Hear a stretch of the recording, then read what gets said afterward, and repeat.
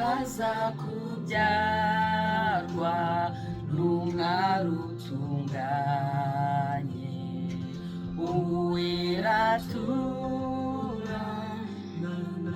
Habaye umunsi wishimye mu ijuru, Yesu yitanga ngo agere mu isi,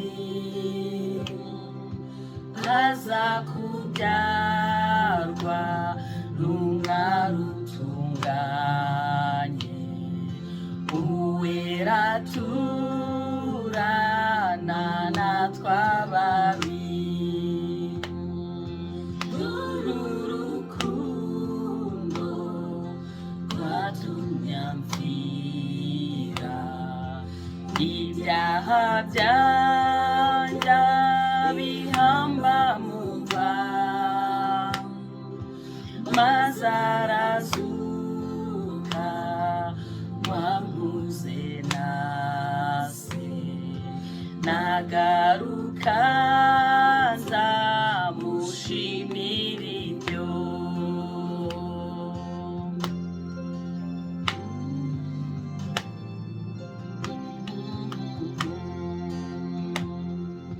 Habaye umunsi bamba umukiza igorogota ku musaraba, ahemurwa mwatukwa n'abantu, yikoreye ibyaha byanjye byose. Urukundo rwatumye amfira, ibyaha byanjye bihamba mu mva, maze arazuka wampuze na se, nagaruka nzamushimira ibyo.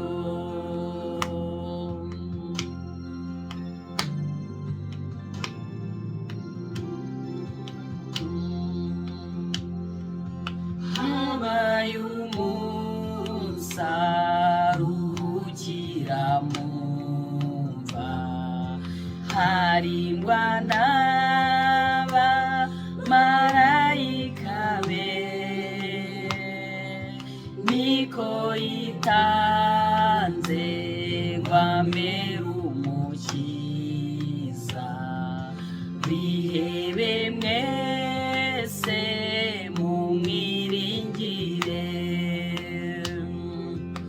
uru rukundo rwatumye amfira, ibyaha byanjye bihamba mu mva,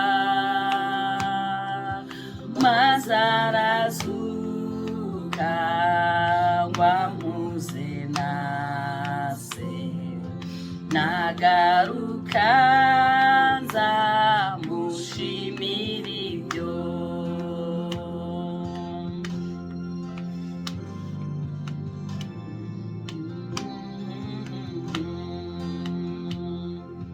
Habaye umunsi Satani aratsindwa, ntiyaheza Yesu mu gituro, nuko arazuka urupfa rutsinze, none ari mu ijuru iburyo bwa se. Dore urukundo rwatumye amfira, ibyaha byanjye bihamba mu mva, maze arazuka wampuze na se, nagaruka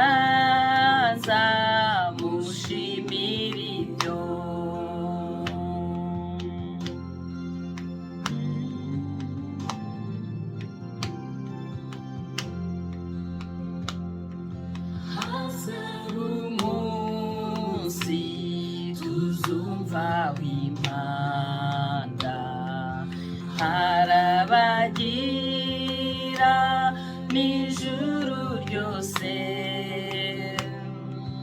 Yesu azaza mu bwiza bwe bwose, azima mu uwo mwami wanjye. Dore urukundo rwatumye ampfira, ibyaha byanjye bihamba mu mva, maze arazuka wampuze nase, nkagaruka nzamushimira ibyo, nkagaruka nzamushimira ibyo, nkagaruka nzamushimira ibyo. Haleluya. Imana nishimwe, Imana nishyirwe hejuru, Imana nihabwe icyubahiro. Ndabasuhuje bene data bakundwa, ndabashuhuje babyeyi bavandimwe, namwe nshuti munteze amatwi aka kanya kugira ngo dusangire ijambo ry'Imana. Ni Francine nk'uko mubimenyereye muri ya gahunda yacu yo kuganira ku ijambo ry'Imana, kuko ijambo ry'Imana riravuga ngo ijambo ry'Imana ribe muri mwe rigwiriye, rifite ubwenge, rifite imbaraga. Tugomba rero kurya ijambo ry'Imana, tugomba kuryiga rikagwira muri twebwe, rikagira imbaraga muri twebwe. Niyo mpamvu rero ntabwo tugomba kurambirwa kurya ijambo, kuko ntabwo umuntu atungwa n'umutsima gusa, ahubwo n'amagambo ava mu kanwa k'Imana aradutunga, aradukiza, aratubohora. Haleluya. Turacyari rero mu bihe bya Pasika.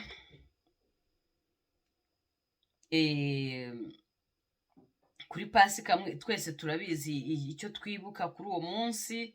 Twibuka ko ariho umwami wacu Yesu Kristo yazutse, yanesheje imva, yanesheje urupfu, yanesheje ikuzimu.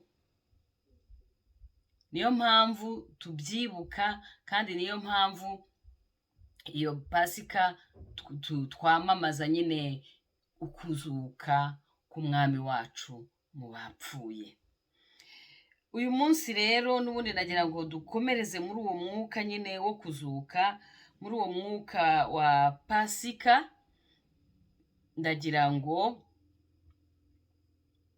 turi muri uwo mwuka wa Pasika dusangire ijambo ry'Imana rivuga ngo kuki mushakira umuzima mu bapfuye. Kuki mushakira umuzima mu bapfuye? Ni ikibazo abari bagiye kureba Yesu babajijwe. Ntago rero byagarukiye hariya gusa. Natwe nubwo Yesu Kristo yadupfiriye akazuka, ariko inshuro nyinshi tujya kumushakira mu bapfuye. Reka mbere yuko dukomeza tubanze dusome ijambo ry'Imana riri hano muri Luka igice cya 20 umurongo wa 38 haravuga ngo erega Imana si y'abapfuye, ahubwo ni y'abazima, kuko kuri yo bose baba ari bazima. Noneho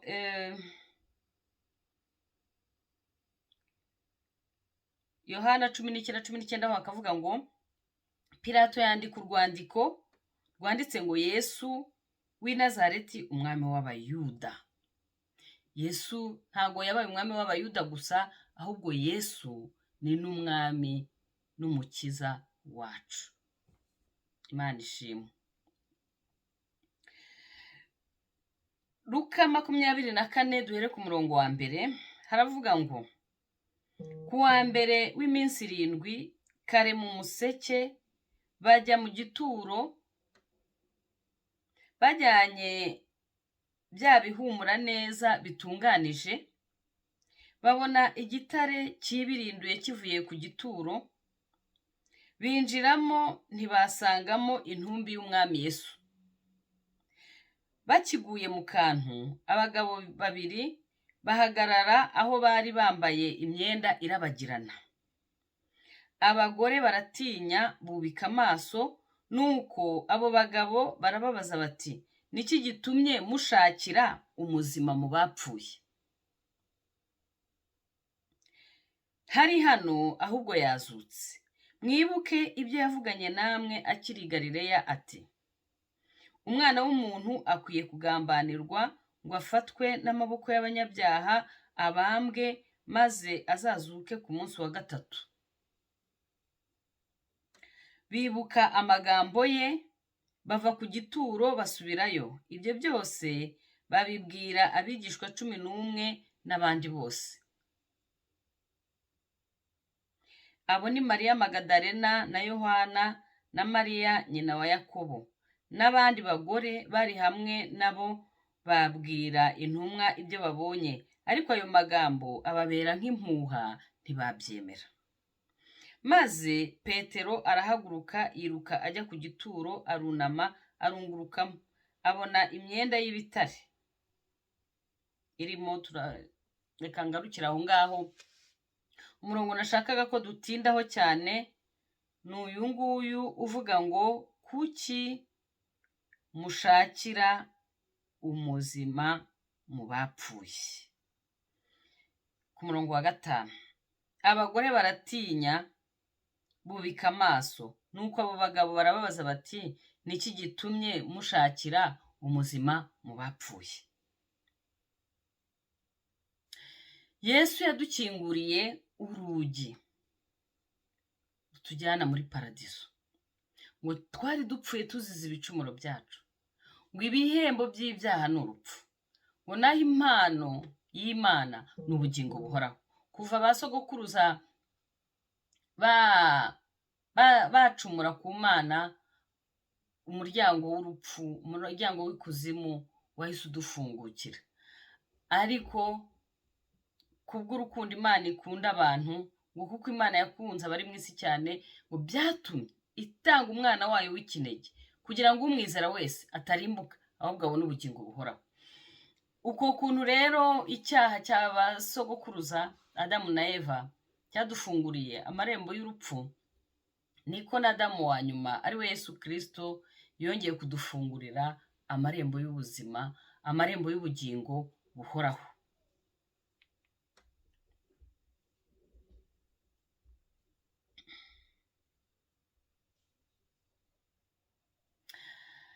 Hari abantu bashakira umuzima mu bapfuye. Abo bantu ni bande? Ni mu buzima bwacu bwa buri munsi.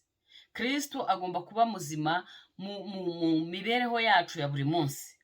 Ariko abantu b'abanyabwoba, ibintu akantu kose gakubise ubwoba bukabica. Ntago Yobu ni wavuze ngo umucunguzi wanjye ni muzima. Natwe ibitubayeho byose twagombye kuvuga tuti, umucunguzi wacu ni muzima, kandi niwe uziyerekana ku munota wa nyuma. Ariko ubwoba butuma tujya gushaka Yesu muzima mu bapfuye. Kurira, amaganya, imibabaro, bituma nabyo bidutera kujya gushakira Yesu mu bapfuye, Yesu muzima mu bapfuye. Kuko Yesu niwe ufite ihumure ryose, Yesu niwe nyiri ukuduhumuriza kose. Ariko amarira, amaganya, agahinda bituma twongera kujya gushakira Yesu mu bapfuye. Guceceka, iyo tutavuga imbaraga z'Imana, iyo tutavuga ubwiza bw'Imana, iyo tutayiramya ngo tuyihimbaze, tuba dushakira umuzima mu bapfuye. Imana ni Imana y'abazima nk'uko twabibonye hejuru. Imana ntabwo ikunda urupfu, nta nubwo Imana yaremye urupfu, ariko yari yarabwiye bariya basogokuruza ngo iki giti nimukiryaho nubwo upfa muzapfa. Bamaze kurenga ku ijambo Imana yari yabahaye, basuzuguye, nibwo urupfu rwinjiye. Ariko muri gahunda y'Imana nta rupfu rwari ruriho, kuko Imana yacu ntipfa. Imana ni Uwiteka, kandi yaravuze ngo tureme umuntu mu ishusho yacu amere nkatwe. Ntabwo rero Imana yaturemye ifite imigambi y'uko tuzapfa. Ni nayo mpamvu yongeye kohereza Yesu Kristo kugira ngo abari muri we badapfa, ahubwo bagire gute? Bagire ubugingo buhoraho.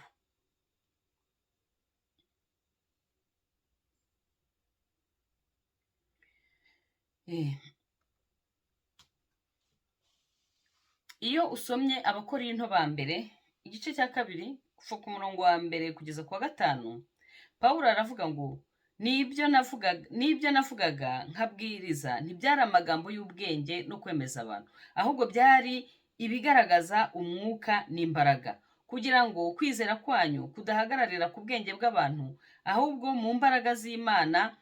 Mu batware b'iki gihe ntawabumenye, kuko iyo babumenya ntibaba barabambye umwami w'icyubahiro.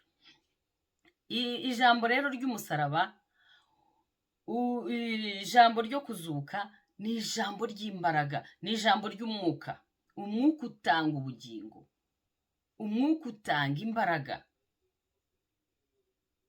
Ibi rero, uku gupfa kwa Kristo harimo imbaraga, kuko ngo Imana yohereje imbaraga imbaraga z'umwuka we zizura Kristo mu bapfuye. Niko mu Baroma havuga 8:11 ngo izo mbaraga zazuye Kristo ziri muri twebwe. Yesu yanesheje urupfu, kandi Yesu afite imbaraga, afite ububasha, afite controle ku rupfu. Niyo mpamvu rero tudakwiye gutinya. Umwanzi agerageza uko ashoboye akazana urupfu. Mujya mwumva banavuga ngo umuntu yapfuye ahagaze. Hari n'igihe atwica duhagaze, akadushyira mu buzima bumeze nk'urupfu, nubwo tuba turi bazima tugenda. Ibintu byacu akabyica, abana bacu akabica, ibyo dukoze akabyica. Ariko nubwo abyica, bari abatambyi bagambaniye Yesu baramwica, ariko ntago bamenye igihe yazukiye.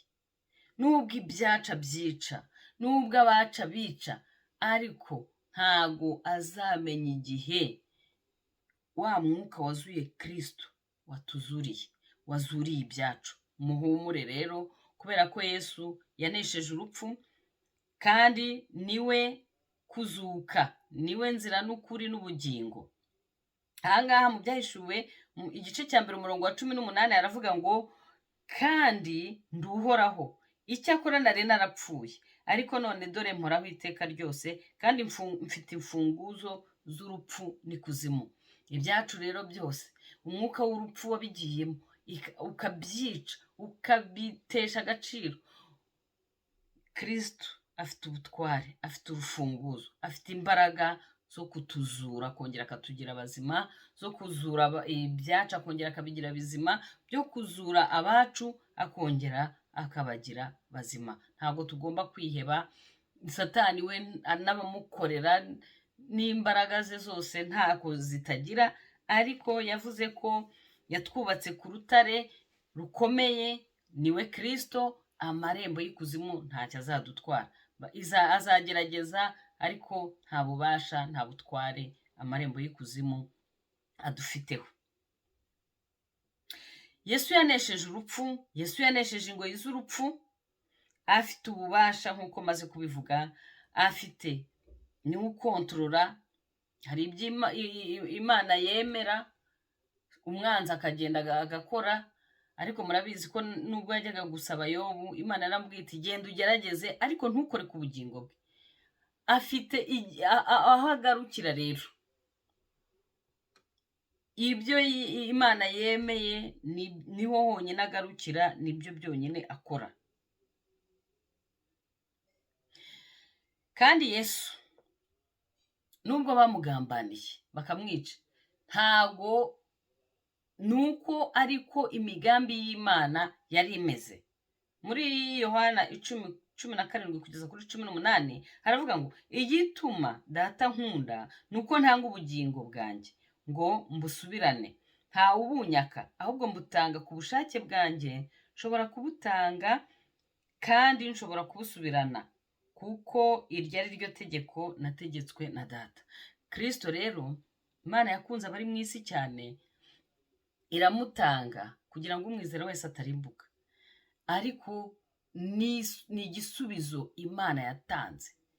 Urupfu, umwanzi we yari azi ko amwishe urupfu rw'agashinyaguro hariya ku musaraba. Umuntu wajyaga hariya ku musaraba yabaga ari ikivume, ariko Yesu urwo rupfu rubi rw'ibivume yaruhinduyemo ubutsinzi budasubirwaho kuri Satani, ku rupfu, ku cyaha. Kuko Yesu yitanze nk'igitambo, aratwitangira, arangije araducungura, arangije atuma tubabarirwa ibyaha, arangije atuma tubona ubugingo buhoraho. Yesu niwe kuzuka n'ubugingo. Umwizera wese nawe yaba yarapfuye azazuka. Ikintu cyerekana ko Yesu yazutse nuko imva ye irarangaye. Iyo usomye muri Matayo igice cya 28 uhereye ku murongo wa mbere, hatubwira uko Petero yasanze imyambaro ya Yesu izingazinze ahantu. Muze kuhasoma, ni kuva ku murongo wa mbere ukamanuka ukagera ku murongo wa 15. Havuga ukuntu Petero yagiye kureba ngo agasanga ngo imyenda ye izinze neza, bimeze neza, biri ku murongo. Nuko ku munsi w'isabato ushize, ku wa mbere w'iminsi 7, umuseke wenda gutambika, Mariya Magadalena na Mariya wundi bajya kureba cya gituro. Habaye igishyitsi cyinshi, kuko marayika w'umwami Imana yari amanutse avuye mu ijuru, abirindura igitare akicaraho. Ishusho ye yasaga n'umurabyo, n'imyenda ye yeraga nk'urubura. Babarinzi bamubonye bagira ubwoba, bahinda imishyitsi, basa n'abapfuye. Ariko marayika abwira abagore ati, mwebweho mwitinya, kuko nzi yuko mushaka Yesu wabambwe. Ntari hano, kuko yazutse, nk'uko yavuze. Nimuze murebe aho umwami yari aryamye. Nimugende vuba mubwire abigishwa be yuko yazutse, kandi azababanziriza kujya i Galileya, iyo niho muzamubonera, dore ndabibabwiye. Bava mu gituro vuba bafite ubwoba n'ibinezaneza byinshi, birukanka bajya kubibwira abigishwa be. Maze Yesu ahura nabo, arababwira ati, ni amahoro. Baramwegera, bamufata ku birenge, baramupfukamira. Maze Yesu arababwira ati, mwitinya, nimugende mubwire bene data bajye i Galileya, niho nzababonera. Bakigenda, bamwe muri ba barinzi bajya mu murwa, babwira abatambyi bakuru ibyabaye byose. Bateranira hamwe n'abakuru, bajya inama, bagurira ba basirikare ifeza nyinshi, bati, mujye muvuga muti, abigishwa be baraje nijoro dusinziriye baramwiba. Umutegeka naramuka abyumvishe, tuzamwemeza, namwe tuzabakiza amakuba. Nuko bahera ko bijyanira ifeza, babigenza uko bohejwe. Iryo jambo ryamamara mu Bayuda na bugingo n'ubu. Imyenda ye yari izinze neza.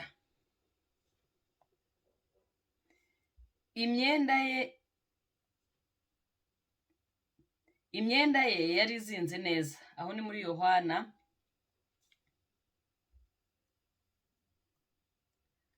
igice cya 20 uhereye ku ntu. Naho havuga uburyo bagiye kureba Yesu, bagasanga imva ye irarangaye, imyenda izinze neza. Hanyuma icyo ni icya mbere, imva ya Yesu irarangaje. Icya kabiri, Yesu yiyeretse abigishwa be.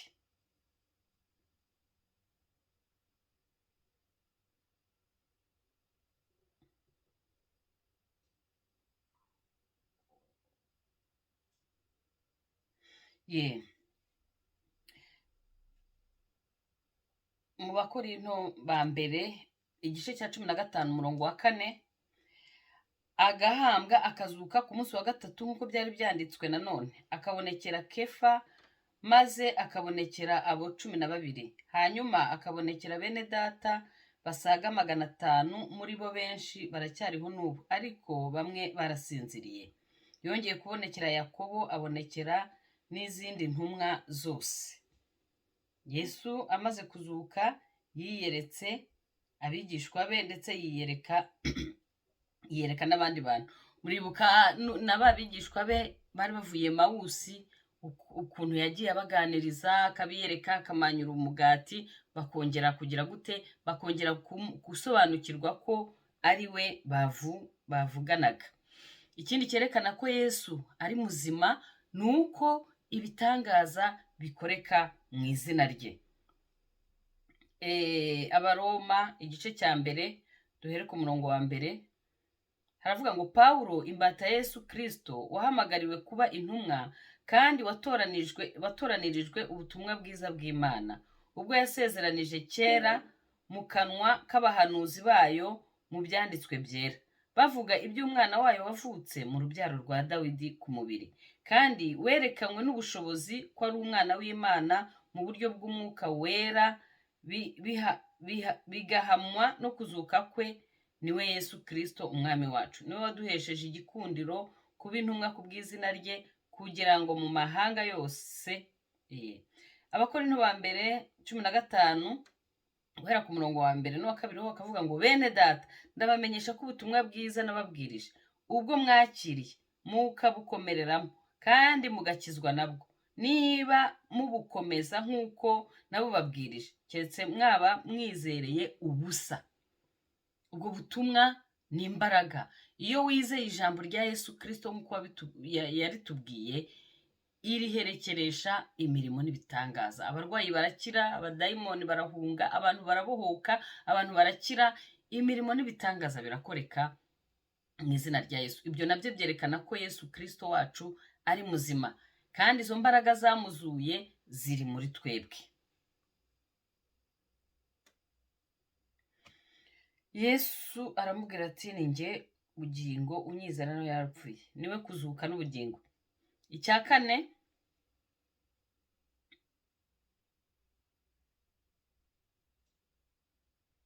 Icya kane, kuba Yesu ariho bitwereka umwanya dufite mu ijuru. Kadusome ijambo ry'Imana riravuga ngo, Abefeso 2 kuva ku murongo wa 4 kugeza ku wa 7, aravuga ngo, ariko Imana kuko ari umutunzi w'imbabazi, yaduhinduranye bazima na Kristo kubw'urukundo rwinshi yadukunze. Ubwo twari dupfuye tuzize ibicumuro byacu, ubuntu nibwo bwadukijije. Nuko ituzurana nawe, itwicaranya nawe mu ijuru mu buryo bw'umwuka, turi muri Kristo Yesu, kugira ngo mu bihe bizaza izerekane ubutunzi bw'ubuntu bwayo bihebuje byose, itugirira neza muri Kristo Yesu. Dufite pozisiyo mu bwami bwo mu ijuru, turi kumwe na Kristo mu buryo bw'umwuka, ahantu ho mu ijuru. Haleluya. Noneho n'aha mu isi mu buryo bw'umubiri, umwuka wa Kristo ari wo mwuka wera ari muri twebwe, tubana nawe, tugendana nawe, dukorana nawe. Nous sommes les ouvriers avec le Saint-Esprit, ou bien avec Dieu. Ariko iyo Imana ikorana natwe ibinyujije mu mwuka wayo wera. Haleluya.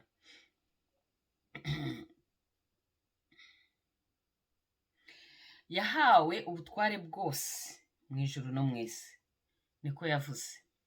Ubwo butware rero natwe yarabuduhaye, turi kumwe nawe mu buryo bw'umwuka mu ijuru, kandi turi kumwe nawe n'aha ngaha aha ku isi. Niyo mpamvu ubwo butware bwose yahawe mu ijuru no mu isi, natwe aha ku isi turabufite. Ariko kubera ko ubwoko bwanjye burarimbutse buzize kutamenya, kenshi kubera ko tuba muri ignorance, ntabwo tumenya icyo turi cyo muri Kristo Yesu. Niyo mpamvu usanga ubuzima bwacu bwa gikristu tubaho ubuzima butanesha, kubera ko ntabwo tuzi icyo turi cyo muri Kristo Yesu.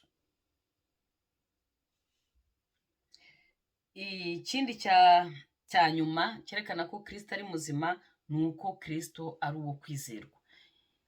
Ni Imana irinda ijambo ryayo, kandi ngo ijambo ryayo nta n'inyuguti n'imwe itazasohora. Tumwizere rero, tumwiringire, uko yari ari ejo niko ari uyu munsi, kandi niko azahoraho. Kristo wacu ntabwo ahinduka, ibyo yakoraga mu gihe cyashize na n'ubu arabikomeje. Ahubwo dusaba Imana kugira ngo izo mbaraga zazuye Kristo ziri muri twebwe zigaragare, ubuzima bwa Kristo buri muri twebwe bugaragare. Aho turi tuhatange ubuzima, aho turi tuhatange kwifuza kubaho.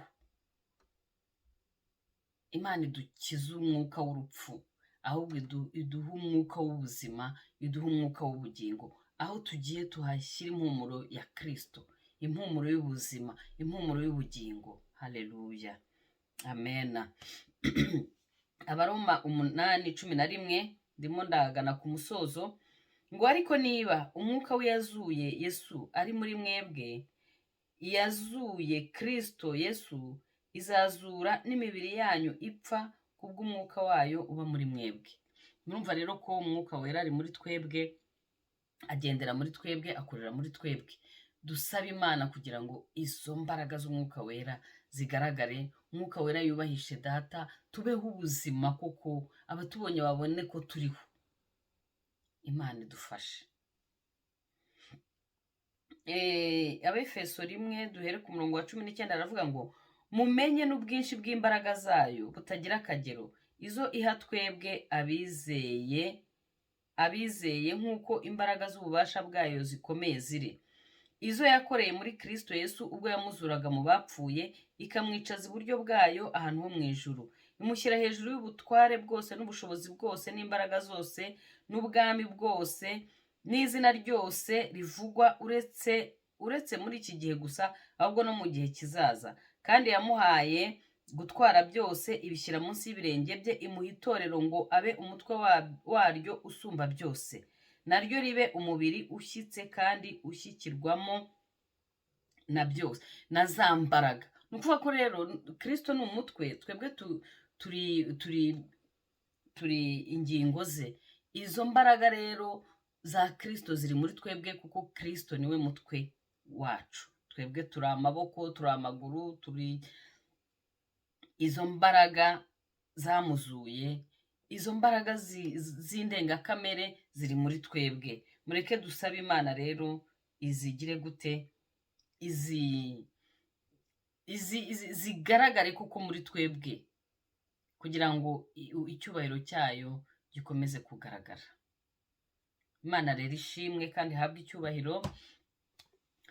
Ndakwifuriza mwene data, Imana yakunze abari mu isi cyane, itanga Yesu. Nimba utaramwakira mu mutima wawe, umwakire, akubere umwami, akubere umukiza. Izo mbaraga zizura zize zibe muri wowe, zikugire muzima, ibyawe zibigire bizima mu izina rya Yesu. Ntukangwe n'ibyo urimo unyuramo, ntukangwe n'ibikangisho bya Satani. Umucunguzi wacu ni muzima. Reka dusenge.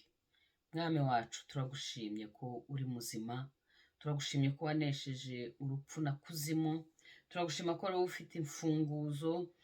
Mwami rero twongeye kukwereka ibyacu byapfuye, kugira ngo Mwami udutandukanye n'uwo mwuka w'urupfu, ahubwo Mwami uduhuze n'umwuka w'ubuzima, uduhuze n'umwuka w'imbaraga izo ngizo ngo zitagira akagero, za zindi zazuye Kristo mu bapfuye. Turaguhamagaye mwuka wera, ngwino utuzurire abacu, ngwino uzure ibyacu, kuko ngo iyo tutari muri Kristo Yesu tuba dupfuye, ngo twari dupfuye tuzize ibicumuro byacu. Abakiri mu byaha bagaragara nk'abapfuye. Ndasenze yo kugira ngo izo mbaraga uwo mwuka wera bagenderere, abazure, utuzurire abana, utuzurire ababyeyi, utuzurire abavandimwe, utuzurire imiryango, utuzure mwami mu buzima bwacu bwose, mu izina rya Yesu, amen.